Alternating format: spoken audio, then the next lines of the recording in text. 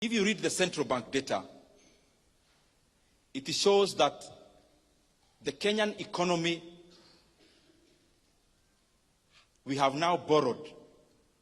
Our national debt is now over 12.1 trillion Kenya shillings.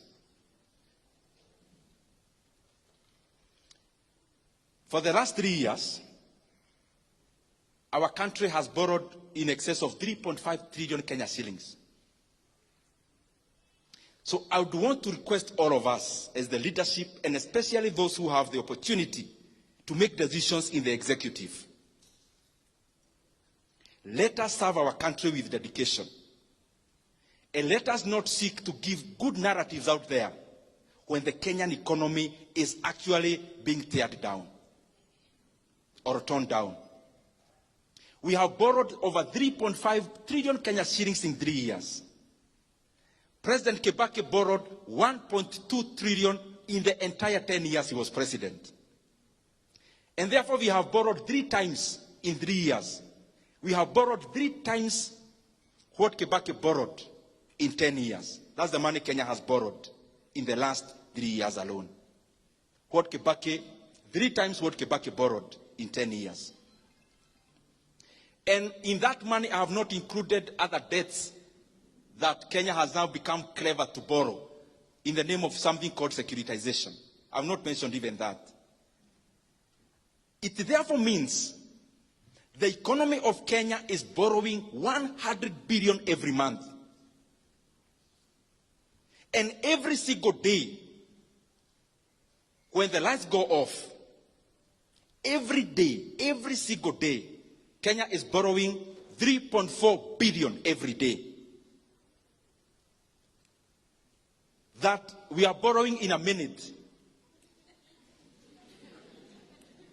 You can do the calculations and see. In an hour, maybe we are borrowing around 137 every 1 hour. I'm saying this because we are now headed to the elections. And what governments do, they focus more on re-election, and we forget that we have a country to lead after the elections. And what that means is that every time we are nearing elections, we start having something called fiscal expansion.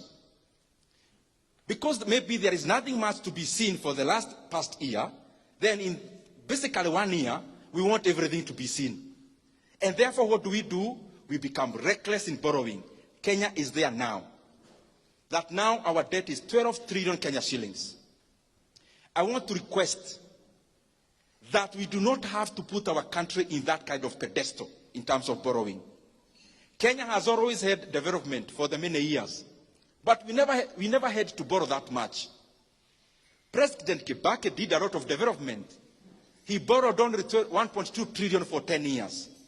Where is the 1.2 trillion we are borrowing every year going? To make the matter worse, everything you see with your eyes happening in Kenya now, in terms of development, what you can see, for example, the expansion of this Keno-Marwa road, is not even part of the 12 trillion borrowed. Is another loan on the side called fuel levy securitization.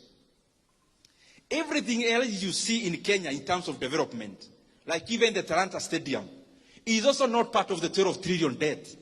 That is another debt, securitization of the sports fund, where we borrowed 46 billion and will be paying 100 billion in interest rate alone after 15 years.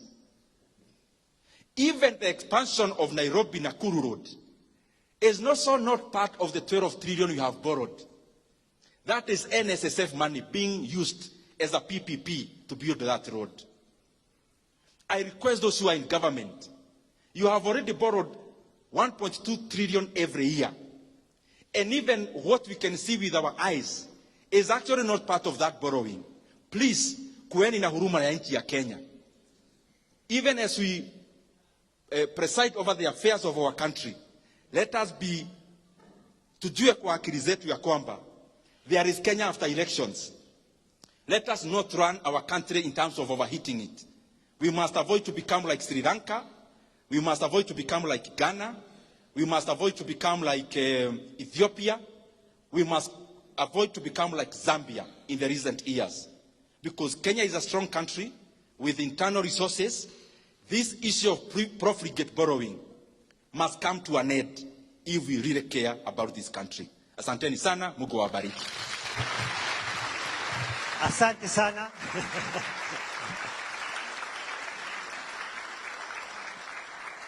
I'll kindly request Bwana Mheshimiwa to come back. Did Nyoro come back on stage here? I would like to present you something.